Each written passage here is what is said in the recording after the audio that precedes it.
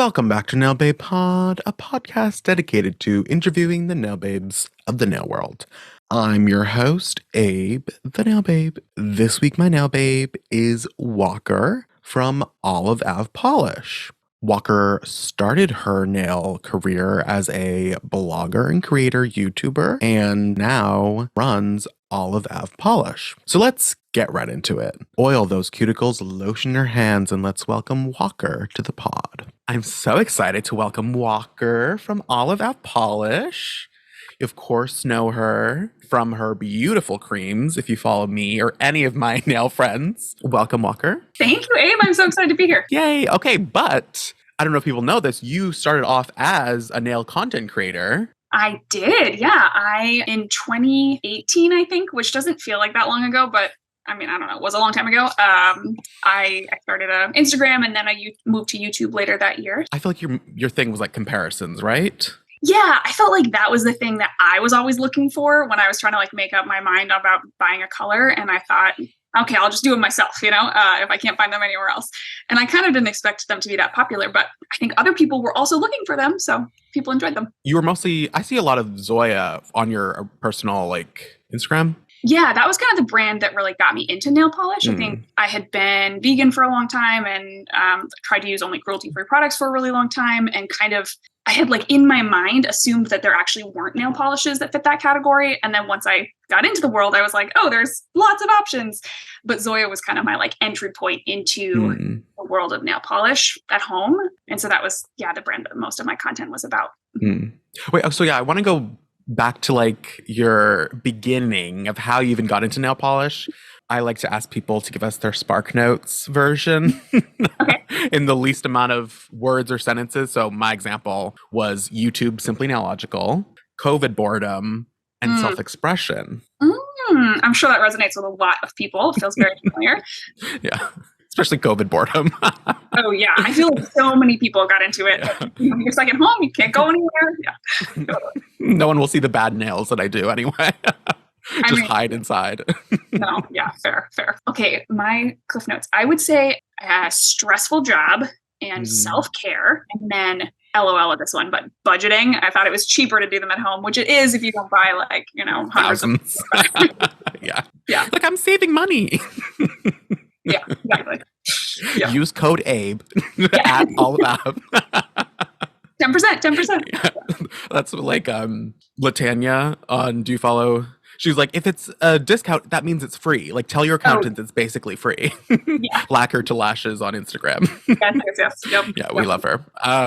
Okay, so were you painting your nails like as a kid? Like, do you remember the first time you ever like experienced nail polish? Yeah, I remember. So I had this babysitter who I loved when I was like, I don't know, 9 maybe, and younger than 9, I think actually. And she would come hang out with like me and my sister when my brothers were really little, so that my mom wasn't going insane. And she taught me how to paint my nails, but I distinctly remember that I could only do my, I'm left-handed, so I can only do my right hand. And I always needed her to do the other side. And she tried to help me like learn how to, at that point, I couldn't really, didn't have the coordination to do it. I still can't. It's hard. Yeah, it's hard. But yeah, I like remember her teaching me. But then I didn't really do it for very long. I kind of, took a long hiatus. So that's a nice memory. Yeah. Did your mom like paint her nails at all or? No, she actually really only started doing it when I launched my brand because she, I think is also like, she tries to avoid a lot of chemicals. She's pretty sensitive to, things like toluene and stuff like that. So she trusts me. So she uses my stuff now. Yeah. Yeah. I don't like no one in my sister or my like mom, they never painted their nails. Like they were never really like into makeup or anything. Not that that's the same thing, but so like, it was like when I did it, they were like, what is that? Like, yeah, same. Not even that like I'm a guy, but like also just like nail polish in general. They're like, we don't know what this is. Like, doesn't it just like come off? It's like, how does it take forever to dry? Anyway. Yeah. I feel like I was like admitting to something kind of scandalous when I told my mom, I was like, well, I started a YouTube channel. It's about nail polish. She was like, what? Okay. Wait, so how did that? How did you go? Because you're posting online. Like what brought you to start the Instagram and then transition to the YouTube? for both? I like have this memory of being like on my couch scrolling through. I think I was trying to find pictures of one of the colors that I was considering buying. And that's how I kind of stumbled into, on Zoya's website, they have like all the swatches. And so I was like, oh, there must be pictures on Instagram of these colors. And that's how I kind of stumbled into the world of nail Instagram. And I just remember being like, all these people seem so happy and they love this stuff. And so, I think my first picture was just like some bottles lined up on a windowsill, like very dramatic. Yeah, I just was like excited to be a part of the community, and people seem like they're having fun. And that's how I got to YouTube too. I was like, these people making videos seem like they're having so much fun. I want to have fun. So I like that too, because I think for me, it was just kind of like, I don't know, like I'll just post this. I didn't realize there was a community until I started posting. No way. Yeah. And when I was just like, what? Like, who are all these people? Like, they all come out of the woodwork. They're following those. Like, literally. And then I've like followed like every single person. Yeah. I love that. But it's nice to like, because I feel like people don't realize there is such a huge community of nail obsessed people. Yeah.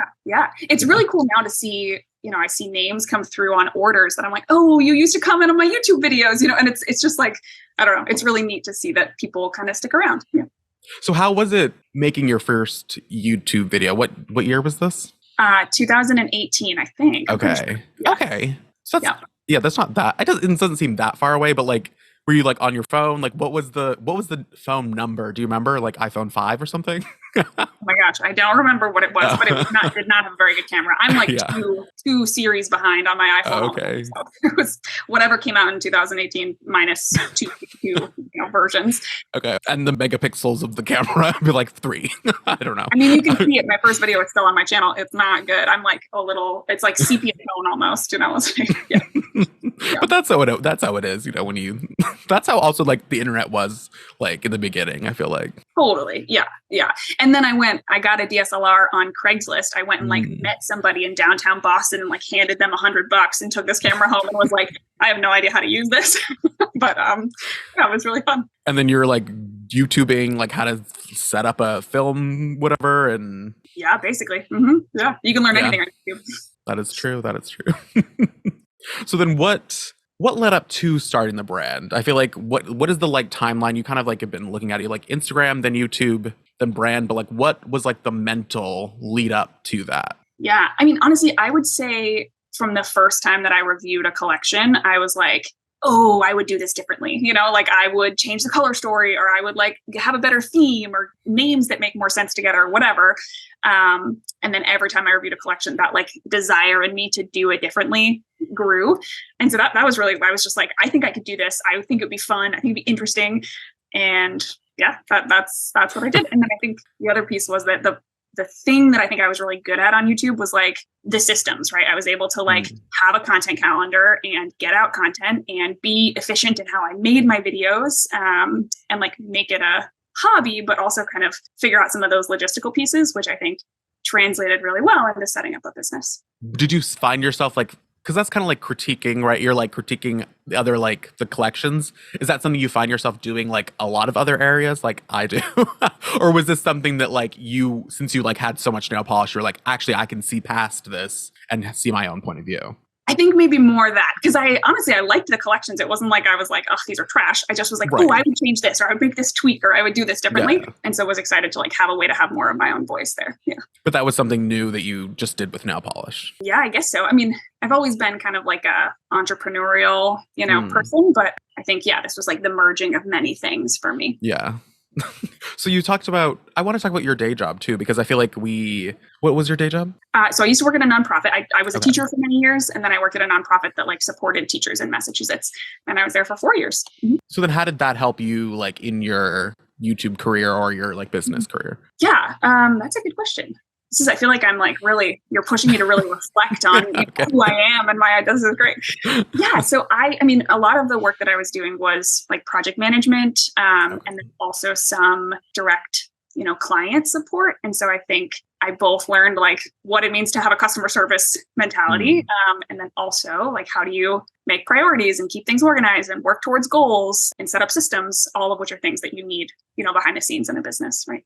It is interesting because everything builds off each other, right? Like me like starting the Instagram, like everything, just like I can see that like everything taught me to like be here. Yeah. But in the moment, like you don't know like what's happening or like, Yeah. so like what you were talking about, like some of the systems to like set your like calendar schedule. Like, I don't know what, do you have any advice for people who are like on a YouTube and like trying to make a schedule? And Yeah. So I think the thing that I figured out quickly was like how to batch create content, which sounds easy, maybe to some people, but I think it requires you to understand the like components of your videos. So I would sit down and I would swatch, do the live swatches for like 3 videos at once, and then do like edit them all at once, and then record the voiceover all at once. And those videos might come out a month or 2 apart from each other, but it like helped me, think ahead. But you have to kind of figure out like how do all the pieces fit together and which piece can I do early and that, Yeah. You're not going to do that the first video you make. No. Oh my gosh, right. No. Yeah. No. The first one I made probably took me like 5 hours to edit because you're like so terrible. I'm sure your podcast is the same. Yeah, no, that was like the first one. I was like, this is taking forever. Yeah. But the second one I got, I'm like learning all the shortcuts, like nice. Getting faster and faster. But that is a good tip, and something that I also do, especially in the beginning when I was like swatching like a 20-piece collection. I would film it all in one night, like just keep taking it off, put it on, take it off, put it on, like film that all, like batch it up. Yeah. And then the next morning edit that, and then just like post those once a day for like the week. Exactly. Yep. But you need to, like what you said, you have to be able to see the components, because you don't have time. If once you're editing, you're like, oh, I didn't shoot a final like bottle shot. It's like, you're not going to go back. Yeah. So you really have to like almost make that checklist or like internal checklist of like, okay, here's this shot, here's the shot list before you start editing. Totally. And it's like, there's a creative component to making content, but then there's also the like formulaic systems side of things. If you're actually going to make enough content to make any money from ad revenue or to post every day like you do, right? Like you can't just sit down every morning and make your video for that day. Otherwise, that's all you're going to do for the rest of your life, right? You're never going to have any time to do anything else. It was funny, like when I was doing it, I was at school and some guy was like, how do you paint your nails like every morning? I was like, I'm not doing that. Like, oh honey, no. Imagine. I wake up at 3 a.m. Yeah. Just for my videos. Yeah. So, but were you making money on ad revenue on YouTube? A little bit. I mean, ad revenue on YouTube, I think it was when still early days. Making videos, I had like 5,000 subscribers, which is a lot. I mean, I'm not trying to like poo-poo that, but it's not enough to make like a living. You know what I mean? Not these million subscriber money. No. And I never did any sponsored videos or anything, which I feel like is the other way that people make a lot of money. So Sure. But I just want, because it is a kind of I'm like looking at this now, I'm like posting this podcast on YouTube. Subscribe to my YouTube, linked down below. But you have to like 40,000 watch hours, right? Yeah. And like 1,000 subscribers. Yeah. So like that is like a little less than a year to hit that. Yeah. Yeah. There's a time limit. So like there is like a big deal to get monetized on YouTube too. Yep. Was that something you were like aiming for? Or is that just kind of like, you were like, I like this, I'll just keep going? Like, when did you figure out that you could potentially make money on ad revenue on YouTube? Yeah. I mean, I think I realized like once I posted my first couple of videos and people actually watched them, and I was like, oh my God, people are actually watching this stuff. Okay, that's cool. Like this was just for me. Like, right. Yeah, exactly. I thought it would be, it's a good milestone or good goal to have those things in mind.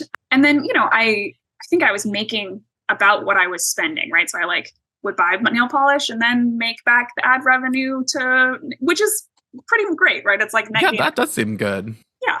Every once in a while, $100 check because they continue to, there's still ads on my videos and people watch them every once in a while. So every like 6 months, I get $100 from YouTube and I say, thank you so much, Google. I appreciate it. That's nice. Yeah. So like, because YouTube is evergreen in the way that like once you post it, people can always watch that. Yeah. Whereas Instagram, right? If I post something like the post I made like last month, it'll be like, no one remembers that. No, RIP. Yeah. Yeah. Which is sad. Whereas like you can repost your content, people say. And I do sometimes, especially like ones that are like really viral. I'm like, well, let's just see if this did it. Like, see if it did it again. Yeah. But it's not like you get money per view. Whereas like on YouTube, if people watch those, ads, you get it. So. Right.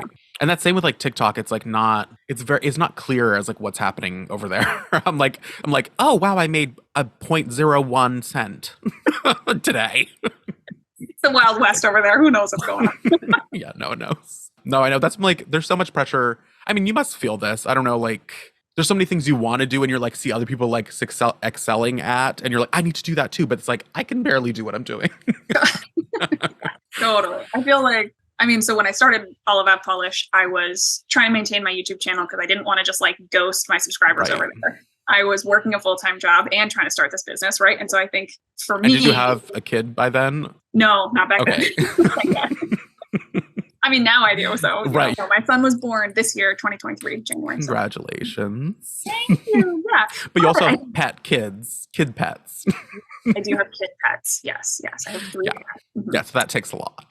Yes, they do. They need love and attention and, yeah, but I think, it very quickly becomes a game of prioritization, right? You have to like figure out, okay, what is the thing that makes me money? What is the thing that is most important? That's what you got to focus on, which is hard to do because other stuff might be more fun. But, yeah. Okay, so you started the brand. Okay, so many questions about this because I'm interested also in the like emotional or like the mental path to get there. Because I feel like that is not something that like, you're like, I don't, especially for the podcast, like it took me a while. And at first I was thinking I need a co-host, like someone else to do this with me because I was like, I'm not good enough by myself, like something like that. Yeah. And now, of course, you're putting out episodes and everybody's like, oh my God, you're so great. We love these. Yeah.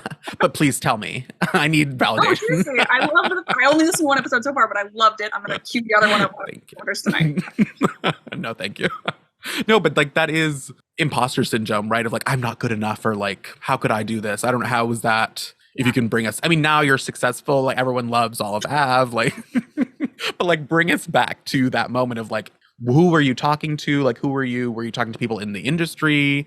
Like, how did you get past that? Like I said, I feel like you're really pushing me to reflect on, who I am and my journey to get here. I love it. All the repressed memories. You're like, I don't want to think about no. Therapy.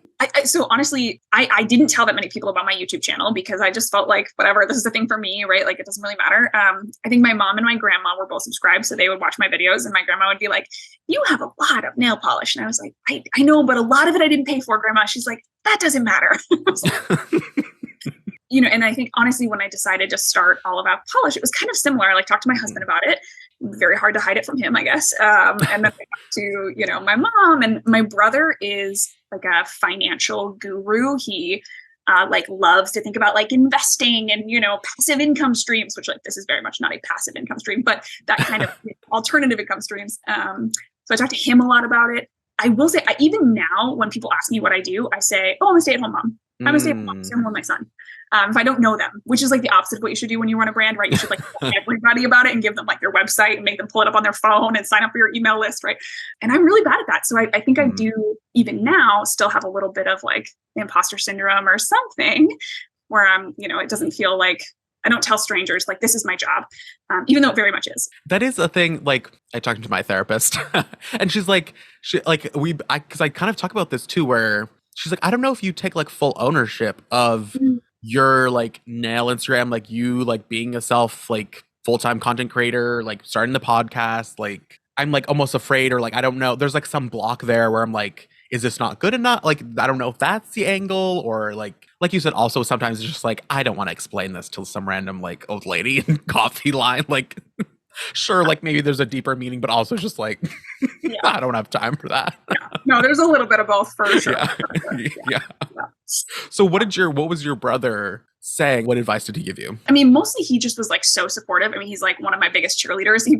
He's not going to listen to this episode, but if he did, he would think it's hilarious that this is what I'm saying. But he's the one who I text that I'm like, oh, I met my sales goal this month, or oh, I met my whatever, or like, oh, I'm hiring a contractor, and he's like, whoa, that's so cool. He's just like he's my biggest cheerleader, which is really fun. But he, I think he's very much into the like, how do you? I don't know. He wants to like save a ton of money and retire early, right? Like invest all his money and retire early, which is not what I'm doing right now. But I am like, I made it possible for me to stay home with my son and still contribute to my family and still have something to do that I'm really passionate about. So having this like alternative income stream was something he was really supportive of. And that honestly has changed my life, right? This was not my plan when I started in 2020, but has, this year made a really big difference in my personal life. I think that also is like, I'm guessing, I mean, obviously Olive Ave is a longer term like business plan versus like, okay, I'm going to save all my money and retire early. Like that's just kind of like maximize everything and stop. Right. Yes. Whereas like you're reinvesting in the brand, like seeing this as like a longer project. Totally. Yes. Yeah. But he was very supportive of the idea of like having a way to make money for yourself, right? And not necessarily like relying on a full-time job, which actually, I got laid off from my full-time job in May, which is why I'm now full-time. It was kind of serendipitous. I just had my kid. And so staying home was really appealing to me. But, it meant that when I got laid off, I had this thing to fall back on and was like, oh, actually, we'll be okay. We will survive. And I'm like, now I have all these fires lit under me to be like, okay, now we really need to make some money. But yeah, it's been great. That is like, because I'm planning to move to New York City. Oh my God, really? Wow. In October. Oh shit, that's soon. Yeah. Sorry, you can cut that if you don't want people to hear me say it soon. You've got plenty of time. But it is soon. But I'm like, I'll cut that out if it doesn't work out. No, but it's like, yeah, now I'm like looking at all my partnerships and being like, like, gonna pay rent. Like, no, like before when I was like, I was in school or like, it was easier to set a boundary of like, no, I'm not going to do it for cheap. Like, I don't need this to survive. Totally. But now I'm like, wait a minute, like, I might need this to survive. It's different. Yeah, that's different. I don't know. How was that like mindset shift for you? Like, are you just trying to stick to what you was before? Or are you changing things up? Well, I mean, so the first thing, when I decided to start my brand, the first thing I did was set like principles, right? I was like, these are the things that I want to be true. This is how I want it to feel to shop for my company. It's how I want to feel running it. Okay, what are those? So they're celebrate color. So that's why I like to have lots of fun creams and try to keep things in stock. And then do more good. So we have like sustainable packaging. I donate 1% of my proceeds, kind of stuff. And then operate with transparency. So I want to feel less like a business. Does that make sense to my customers? I don't want people to feel like I'm trying to pull the wool over their eyes and like sneak things into their carts and make them spend money they don't want to spend.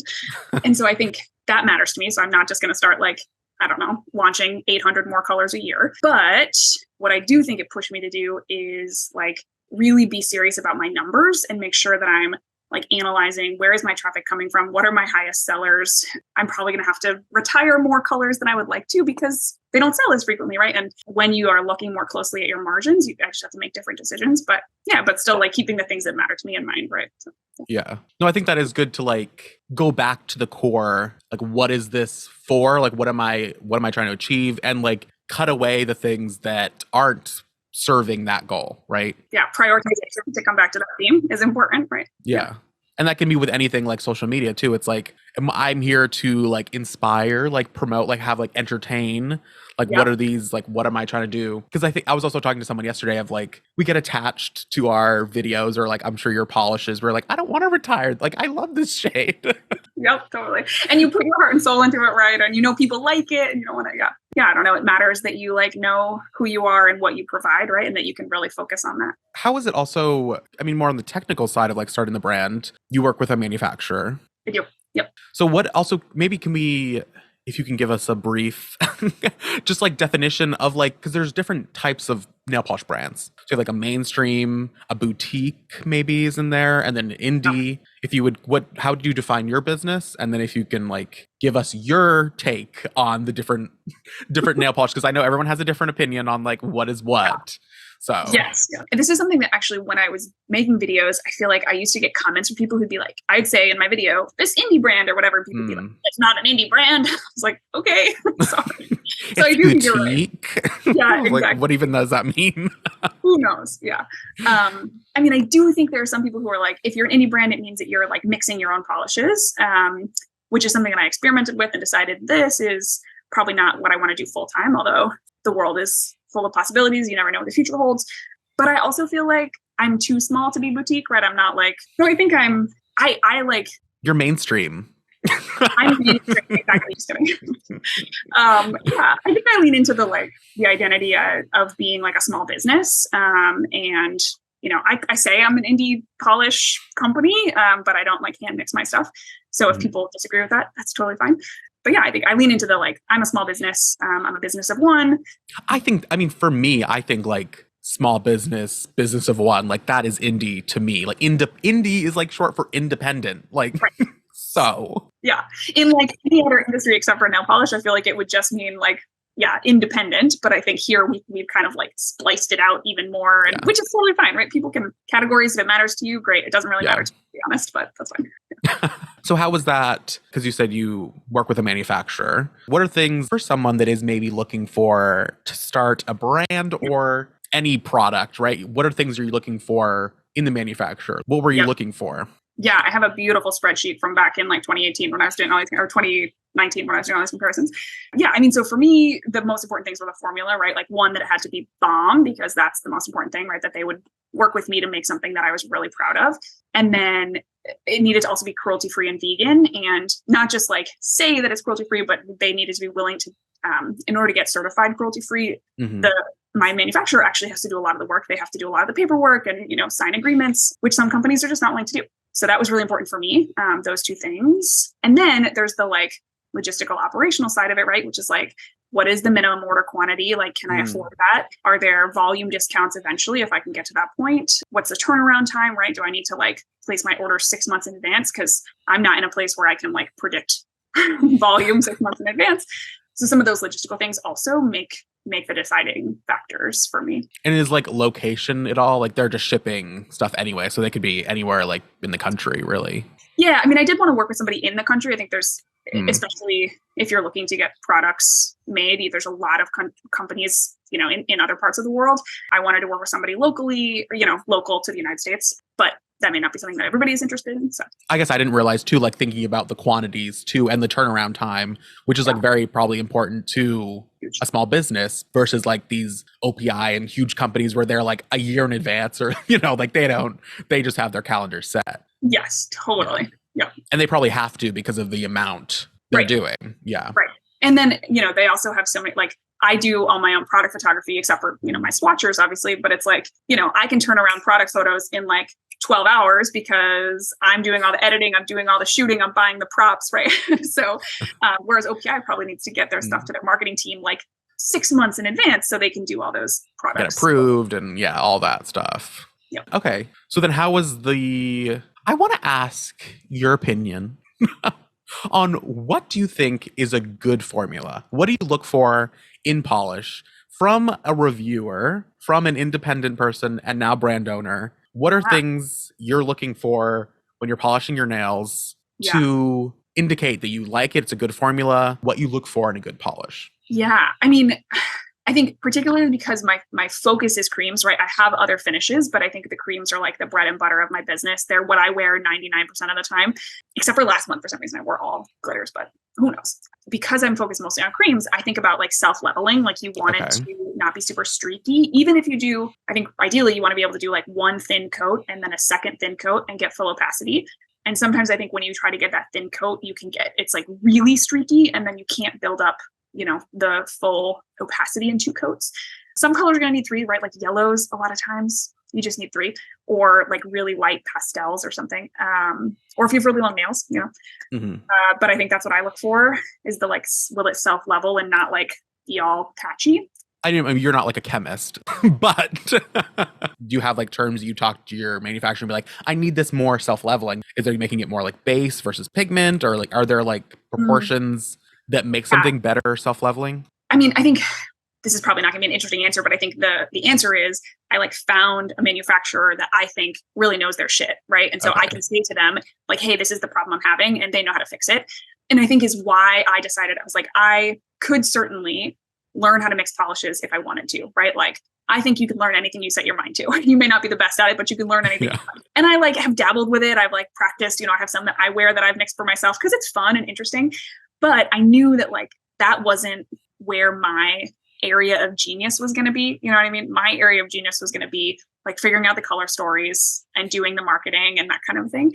And so I chose to work with a company that I was like, oh yeah, you know your shit. You're going to help me make sure this product is really good. And then I can do the other pieces to make sure that people see it and like it and understand it. Yeah. Do you think running the brand has helped your opinion on what makes a good polish? Do you think that changed? It's a good question. I don't know. I think I came into it with a pretty clear, like, this is good. I mean, I really don't think that I personally have experienced that many polishes that have a bad formula that are like on the market. Like, I mean, sure, in testing, right? But like, I mean, I feel like I've worked with really high quality brands. When I was swatching, I was, almost everything I liked. There are some that I personally dislike. Like, I don't really love like really pearly finishes that are very streaky, but some people don't mind that. So I think 99% of what you're going to find is going to be a pretty good formula out there. Yeah, but there are like tiers, I think, of like, oh yeah. Yeah, there's like, I mean, sure, they're all like good, but like there are better, the Olive Ave creams. Yeah, totally. Yes. No, I agree. Yeah. I agree. Yeah. But that is, I guess, yeah, you have to like find somebody you trust that knows their shit and actually can like tweak and make sure the product is correct. Yeah, totally. Mm-hmm.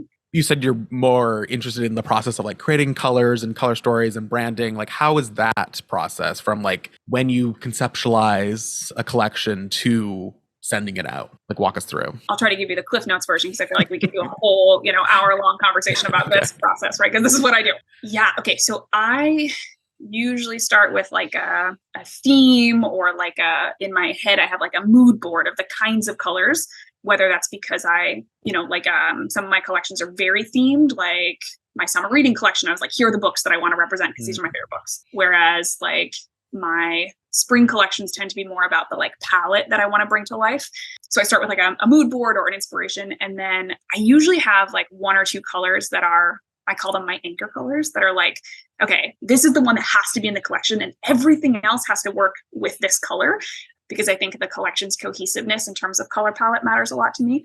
So like I just launched my summer collection at the beginning of the summer, and Radiance was the one that I was like, all right, this is the grounding shade for this collection. Like, this is what I want everything to work with, which is kind of why they're all this like really rich, kind of deep color palette. What color was that one? That was the like Scattered Hollow, the pink one. Oh, okay. Yeah, that was nice.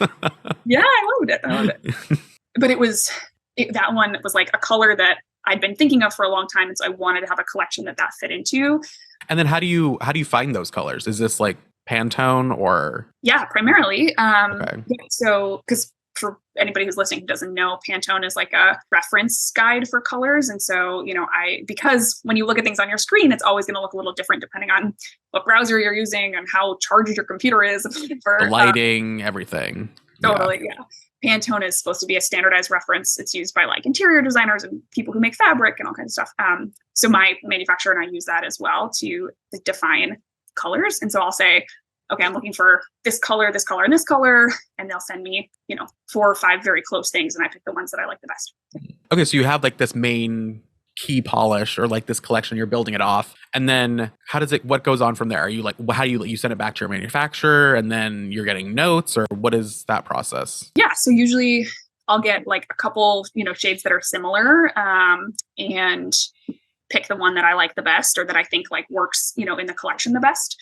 And then I like to say that I'm like thinking 2 collections ahead and I'm like producing 1 collection ahead. So if I just launched my summer collection, my fall collection was already in production. It's like finalized. We're just, kind of doing the last, get it made, take the pictures, that kind of stuff. And I'm like in the process of finalizing the colors for my winter collection. So I'm like, that's kind of my timeline. So I'm getting ready to launch fall, which means actually winter's like pretty much finalized. We're about to hit like print or mix on that one. And I'm starting to get samples and kind of finalize my vision for spring right now. Mm-hmm.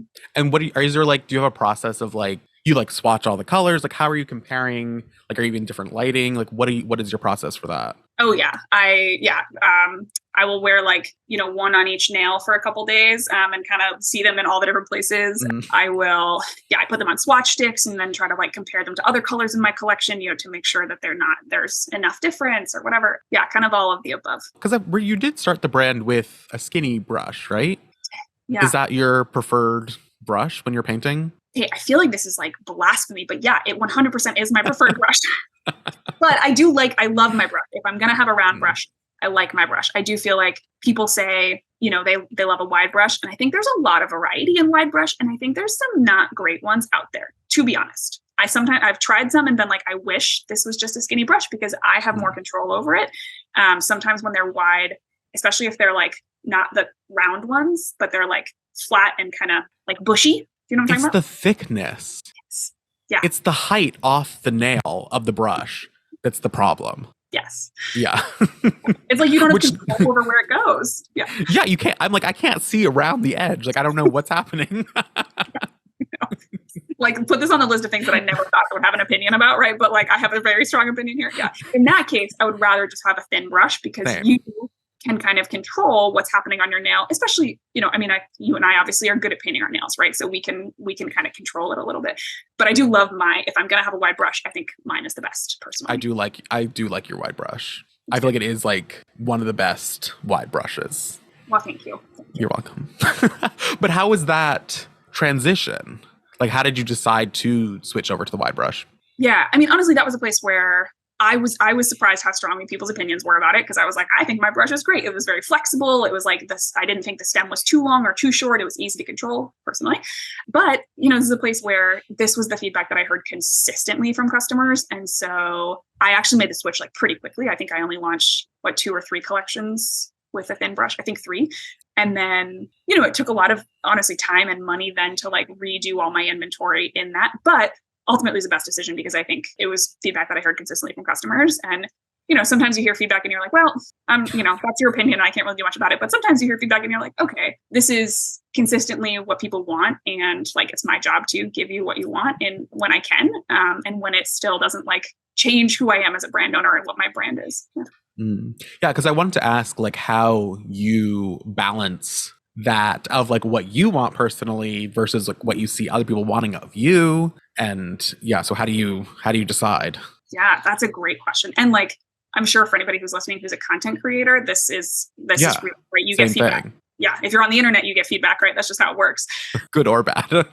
Yeah, exactly. Yeah. I only put out polishes that I myself wear and that I like, right? And so I think this is also a little difference between me and like maybe a typical indie brand is like, I do more creams because that's what I wear. That's what I like. I want the like 7 shades of green and I want 15 different kinds of blues, one for each of my moods. That's what I want. And people say like, oh, I want to see you do more of this or more of this. And I'm like, that's great. I think there's a lot of other companies where you could get that. And that's just not who I am. And so I'm going to like kind of stick to what I know best. Yeah. So I think there's some feedback, right, that you're like, yes, I hear you and I will make that change. I think about that as like my free shipping threshold, right? Like it's at the price of my collection because that's what people say matters to them.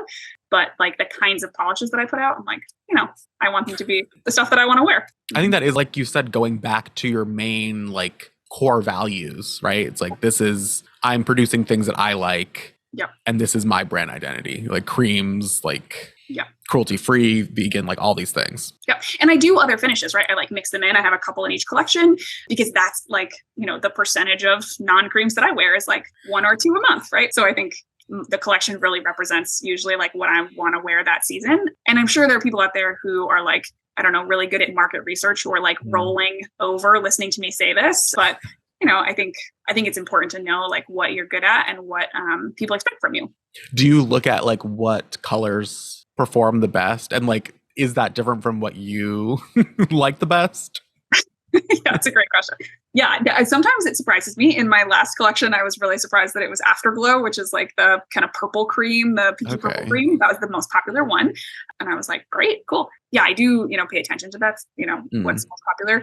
And I use that really to inform like the quantities that I'm going to get of each color. Okay. And, I probably wouldn't release a collection that's like 6 greens because greens tend to do the least popular, even though I love them. Or like yellow, maybe. Yellow, yeah. But it didn't stop me from putting those colors out. I might just like stock a lower quantity. You take it into account, but you're not going to like completely change your whole perspective on like what you're doing. Yeah, totally. Yeah, because I'll like look at like what videos obviously are doing the best on my page, or like I'll try to do more of that. But it's like I'm not going to completely not do anything else that I enjoy. Right. But maybe if I happen to be painting my nails, like I could do an extra one that might go viral. Yeah, totally. That won't hurt anybody. Yes, 100%. Yeah. Like when I was doing my YouTube channel, I was like, okay, I don't need to do these like the swatch and review of the collection. That's just like swatch it. Here's a photo of it. I'll tell you what I think about it. Because I was like 100 other people are going to do that. But those videos do so well because that's what people search for, right? So I would make those videos, but then when I was swatching, I would then also take my comparison photo so that it was like, it wasn't so time intensive. But then that's your point of view. Like you're putting your spin on something that you see like is popular. Totally. Yeah. Yeah. So how do you, like, on the same topic of like taking in customer feedback, like how do you deal with, I mean, hate comments when it's just you're a creator, you're kind of like, whatever. But like Yeah. when you're getting feedback on like a product someone bought, like how was your approach? Maybe is it different from when you were just a creator to now brand owner? Like how do you deal with hate comments or like feedback?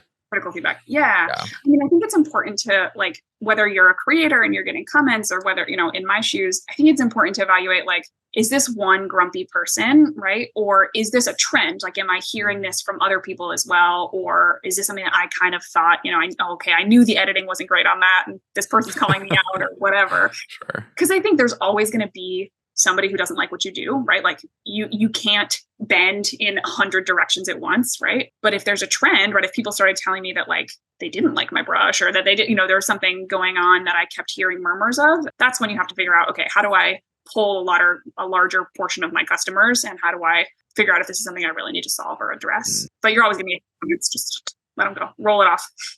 What advice would you give to someone starting their own brand? Ooh, okay. I think the best advice that I got when I started my brand, and I think this works for content creating too, was, you know, you don't have to be the best at everything you do. You just have to be consistent, right? So like if you're thinking about putting videos on YouTube, every video on YouTube doesn't have to be perfect. It doesn't have to be the best video. But if you say you're going to post a video 3 times a week, you got to post a video 3 times a week. Or if you swatch in one particular way, you got to like swatch in that way, because that's what people expect from you, right? They follow you for that. And I think, you know, every collection can't be a bestseller, right, in my business, but I put out 4 collections, right? Even if not every single one is what people, the top blowing the charts off, right? Oh my God, I did not just say anything that made sense. No, I got it. No, I think that is really good advice too, because it takes off the pressure. I think a lot of people have this, like, every video has to be the best, and if it's not good, I'm not going to put it out. Then it's like, well, then you're never going to put out anything. Ever. Yeah. And then like, it's always the ones that I spend the most time that like don't do well. And then I'm just like slap something together and then it's like millions of, I'm like, wait a minute. Right. Yeah. Sure, like, like, I don't expect to mean that like I'm putting out collections that I don't think are good, right? But like, you know, I don't let myself, I'm not like, oh, this collection didn't sell as well as the last one, so I'm going to give up, right? I'm still going to like put out another one. I'm going to figure out like, how can I tweak it? What do I need to do different in my marketing or whatever? But you don't let something not being perfect hold you back from moving forward. Yeah, definitely. Because like, yeah, you're putting out like quality content and like quality like products, but it's like, you can't let the reaction like dictate your worth, right? Like the views don't mean that you did a good video or a bad video. Like that is, yeah. But it's hard to learn that. Totally. It is. I think especially when you're starting and you're like, you know, you maybe have a little bit of that imposter syndrome we were talking about. And so you're like looking for validation, and it's hard. It's really hard. Yeah. How did you get the word out? Like, what is your like marketing? You kind of talk about marketing, like strategy, and like, how did you even like, when you start a brand, you had your following. So you had a built-in audience at least. How do you start a brand and like tell people that you exist? You know, that's a hard thing. Yeah, I mean, you got to do, right? That's what having a business is you have to market it. Otherwise, like, why would you just have an expensive hobby or something? Yeah. So interestingly, I started my brand around the same time as another brand started. And, you know, the creator was like, well, you're so lucky because you have this audience. And I was like, girl, I have worked for 2 years to build this audience, right? Like it didn't just like come out of nothing, right? It was also like, even if you had the audience, like that doesn't necessarily mean anything. No. Yeah, exactly. Yeah. I mean, when I first started, my marketing was like, I made YouTube videos on my channel and I told people about it, and I posted on Instagram and I told people on my Instagram about it. So that was literally my marketing strategy. About a year ago, I launched my affiliate program. And so I really went into affiliate marketing and tried to figure out like, what is the mix of people that I need on that list? And so that's what I leaned into. I'm diving into like meta ads, so like Facebook and Instagram and Google ads. I'm working with a business coach who's helping me do that right now. Oh, nice. Yeah. Because I do think, you know, I have a lot of amazing returning customers, but then the way that you get new customers is by having ads. So what is this business? How did you find this business? What do you call them? Coach, advisor? Yeah. So she runs a podcast that I've been listening to for about a year. And then what is it? It's called E-commerce Badassery. If you're trying to do a product-based business, she's the best, I think. And she has this program where you can work with her and then also with one of her colleagues who's a like Facebook ads expert. How long have you been, is this a new thing or? So I started working with them, like they have a membership program where you can kind of like ask them questions or whatever, starting in September last year. And then I'm just starting to work on them one-on-one this month, August.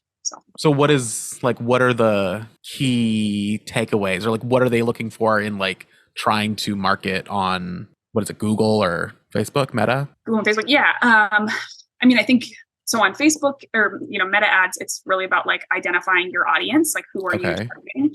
So you can put in like, what can you put in? Like your age and like all that kind of stuff? Yeah. You can put in like parameters for like, don't show my ad to middle-aged men who live in the Midwest, right? You can like narrow it down, or you can be like people who are interested in this kind of a topic. Okay. Yeah, I mean, you can also just do like retargeting ads, right? So be like, okay, you came to my website, and then the next time you go to another website, my ad's going to show up for you. That's like those Very are like popular fruit in terms of advertising, because you're trying to like get somebody who's already interested in you to just come back and make a purchase. I know I talked to some brands of like ROI, like return on investment. Like I'm sure that all comes into it. Yeah, you look at like, what's my cost per click, and then my cost per event, which is like a conversion to a sale, or even like how many people show up on my website and they may not buy anything, but then they get on my email list. And so then I get more opportunities to try to, build a relationship with them and get them to know my products, because that's a win for me as well, right? If I get to like continue to try to help you see the great things about my business. And then that's like a free ad, basically an email list, right? You don't have to pay for that. Well, you do. You pay. You can get a free email list depending on how small your list is. But once you have a X number of, depending on the email client you work with, you pay based on the size of your list. And then, depending on how many emails you send a month, you pay based on, but it's not the same. It's much more efficient in terms of cost than like running a Facebook ad or something. Yeah. I guess that made everything cost money. Everything costs money, yeah. Exactly. You got to spend money to make money, right? Yeah, I guess so. But I like that you're working with the affiliate content creators also, because like that's me. Go Abe. Abe, to save at Olive Ave. But obviously, because like for me, like the content creators, like this is how you're spreading the word. This is how people are seeing the product. Like it makes sense for me, for you to like invest in that. Totally. Yeah. And I think, so when I was making videos, I think like nobody was getting paid for swatches, right? I messaged Crystal after I listened to Crystal's episode and was like, I feel like you are blazing new frontiers, right? Yeah. Like, I used to talk to other creators and we'd be like, okay, but I can't charge because nobody else is charging. They're just going to find 7 other people who want to do it for free, right? And so I do think it's, the world is changing, but I think at the very least, right, like having an affiliate code means if somebody sees your post and comes to buy from my website, you should get credit for that, right? I like wholeheartedly believe that, right? Yeah. And so like your link is set up so that if somebody comes to my website today and they change their mind 3 days later, they come back and they make a purchase, it's still going to track that back to you, right? Because even if you don't influence somebody in that moment, you're still the reason they came to me, right? So you have like 7 days, I think, or 10 days, because it matters to me that you get credit for that, purchase. Yeah. I like that. I didn't realize it was that, because like on Amazon, it's like 24 hours, but it's nice that like you are, because that like also builds a relationship with not only between you and me, but also my followers too, that they can like get a code, they can get a discount, like, and they want to like have a good experience doing that. So like I appreciate also you having this affiliate program. Happy to. I think there are some pretty like not great, like very predatory affiliate programs out there. And so I like really hope that mine doesn't feel that way. It's probably could be better. I'm sure there's places I can improve, but I think there's some companies do some shady shit, in my opinion. Yeah. Well, yeah, I agree.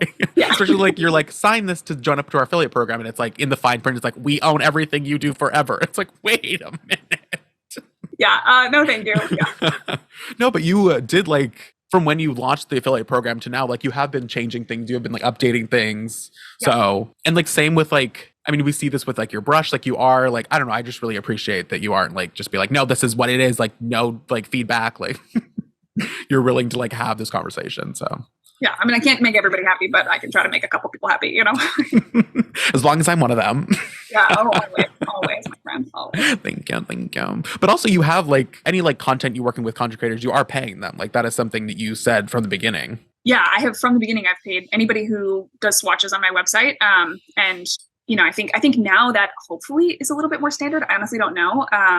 A lot of people still tell me they'll do it for free, so maybe it's not that popular. But I do think like if I'm putting your content on my website with the purpose of selling a product, like you should 100% be compensated for that, right? And I'm sure that I'm still, below market value, and I try to like raise it a little bit every season. But I think that to me, I remember the first time I saw a photo of mine on a website that I didn't know it was going to be there. And I was like very taken aback, right? I was like, oh, okay, I guess, sure, that's fine.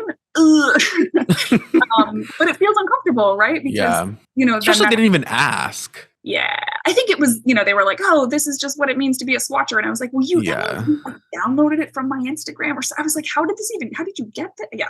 Anyways, doesn't matter. It's just not like never mind like the price and like whatever, like making money, but it's like, that's not like polite. Yeah. They're just like, right. Okay, like, I don't know. But then people are like, you should be honored. It's like, well, I mean, okay, it's a website. Like, I don't know. It's not that grave an honor, but. Honored. Yeah. Thank you so much. Yeah. I mean, people say like, oh, it's a small business, right? Whatever. And it's like, well, okay, but it is a business. As a business, you have to have a marketing budget. That is your job as a business owner, right? Is to market your products. And like a small business, like, screenshotting my photo and putting it on their website for free is like shady, whether they're a small business or a big business, Yeah. Well, it's like, it's a business. It's not like you're not doing this for fun. You're not like losing money. Like, hopefully you're not losing money. But like, it's like you are making money off this. So it's like, yeah. So it has to be like, it's also like, I feel like especially like 90% of it is just like, yeah, I am willing to pay. Like, I feel like, especially when it was started in like 2 years ago, it was like no conversation about even like thinking about paying, which like absolutely not. It was like, and then they would just ghost you. And you're like, well, okay. Like, sorry, I was just like, anyway, it's getting better. Yeah, it is getting, I mean, I haven't, from the swatcher side, I haven't, but I think I have more people ask me for money, which is a good sign, right? And I have to say no to almost all of them because I am a small business, which my budget is small, but I do have a budget, I still spend, right. I give it, some. Yeah. But also you recently just took on Deco beauty stickers and Cuticle buddies. Yes. Yeah. On your website. Yep. Which I'm thrilled about. I love both of those companies so much. I was just going to say I just interviewed Deco Beauty for my second episode. So we were talking a little bit about her structure of her business plan was to like pre-sell sheets to a lot of different people or like collabs and then they can sell them. So I'm guessing that's similar to what happened here. It's exactly what happened. Okay. Here. That's exciting. This was a place where I got a lot of, I think nail art stickers are very popular right now. And so I've had people be like, oh, other nail polish companies have started releasing them, right? And so people are like, are you going to do this? Are you going to make stickers? And I was like, I could probably figure out how to do it, right? Like you can learn anything. But I know that Deco Beauty makes bomb stickers that I use myself, right? So I was like, I think, again, because I like to lean into this attitude of like, I'm a small business. I'm happy to like work with somebody else who's also running a badass small business. I think that made more sense to me than like, I'm going to try to put in the R&D to do this myself. And, I probably could have, but I'm much happier to stock a product I already know is incredible. Yeah, no, I love it. It's because also like, it makes sense to like, you're like buying polish, like you can buy them at the same time now, like all makes sense. And we know that like those I think they're the best stickers because like, they're so good. People come out with these stickers the first time, like even what she said too, like developing this, it's not like the first time you do it, it's not going to be great. Exactly. So it's like, just take something we know works. Same with like the Cuticle Buddy. You do have your almond cuticle oil, which I love. Yes. I love it too. Yes. Yeah, I'm not retiring that, right? I like it. Yeah. But then for like an on the go, like roller ball, we have the Cuticle Buddy. Yeah. So is this also your pre-purchased like a bulk order or same kind of deal? The same kind of deal. Yep. Cool. And it's similar, like when I launched my cuticle oil, people were like, oh, I really like the formula, but I don't like the applicator. Whereas like, I actually really like just being able to like soak my nails. I love it. Yeah, same. Yeah. I use it like at night before I go to bed, and I was like, okay, I could probably research where do you get these products from? How do I package it in this way? I'm sure I could do that. But Cuticle Buddy already makes this like badass product that is really, really good. And it's a different formula. So if you can't do almond oil or you want something that's more jojoba focused, mine has a little bit, but this one's more jojoba focused, then you can get that one instead. I feel like that goes back to your start in like the nail polish world of like, I want to be part of this community. Like, I really like this. Like, you're still taking in like all these different, like now you're part of the small business community. Yeah. And I don't know. I feel like we just have to support people who are running their own shit because the world is so full of Amazon. You know what I mean? Like, I'm like, it matters to me as like a human. I want to support small businesses. And so I'm happy that if I can make this decision and support other businesses, I think it makes me happy. Well, I'm happy. Good. And your code works in those products too. So nice. Yeah. Nice. Well, thank you. Well, I love talking to you. You're so fun to talk to, and beautiful products, beautiful creams. Everyone needs to try your creams. Well, there's more coming in just a couple weeks. So, I mean, when this comes out, maybe they already came out. Who knows? But maybe. Look at my schedule. I need your help figuring out my schedule and my like. Thank you. Yes, thank you, Abe.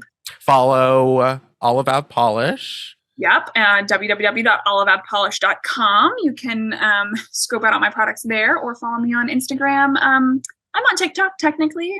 I post there every once in a while, but yeah, come on over if that's what you like. Yeah. I'll put all the links down below. And of course, if we didn't say it enough, code Abe. Thanks, Walker. Okay, I have comments. Base Coat Story says, already halfway through and loving it so much. Hoping to see some hairy tea spilt in the rest of this episode. Sig. Are we going to have to come back for a part 2 with all the Harry Styles tea? DT Hunter says, I am so impressed with how far Sig has come and love the wisdom she shares. Thanks, A, for being such a great host. You're welcome. I'm trying. I'm learning. Every week gets better. Nolan says, Sig, I love what you said about giving people on the brand side grace. Such a joy knowing and working with you. I feel like that's something I definitely keep going back to and reminding myself, because these brands are out here not responding to emails. But like Sig said, they have 100 things going on, meetings all day, so don't take it personally. So if you'd like to leave me some motivation or positive reinforcement, you can leave a comment. Otherwise, I will see you next Thursday.